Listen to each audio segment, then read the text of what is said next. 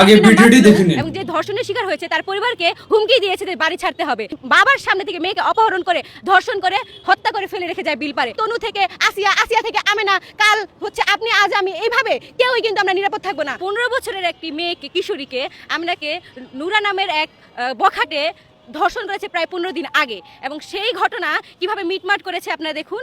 সেখানের যে UP member এবং ইউনিয়নের যে বিএনপির সহসভাপতি, তারা এই ঘটনার ন্যায় বিচার করেছে। ন্যায় বিচার খেয়াল করুন, তারা যে কিনা মাজলুম এবং যে ধর্ষণের শিকার হয়েছে তার পরিবারকে হুমকি দিয়েছে যে বাড়ি ছাড়তে হবে, এবং তারা প্রথমে এটা রাজি না হয়, তারা কোনো রকমের সমঝোতায় না যাওয়ায় যে মেয়ের বিচার তার বাবা নিশ্চিত করবে, তারপরেও মেয়েকে নিয়ে খালাবাড়িতে যাওয়ার পথে সেই ধর্ষক নুরা আর বেশ কিছুজন মানুষকে কিন্তু একসাথে করে আবার বাবার সামনে থেকে মেয়েকে অপহরণ করে ধর্ষণ করে হত্যা করে ফেলে রেখে যায় বিলপারে। এখন আপনারা খেয়াল করুন, এই যে প্রথমবার ধর্ষণ করে এখানে যদি বিচার নিশ্চিত হইতো, যদি ইনসাফ হইতো, তাহলে কি দ্বিতীয়বার ধর্ষণ করে এই দিনের আলোতে প্রকাশ্যে ধর্ষণ করে খুন করে বিলপারে রেখে দিতে পারতো কিনা?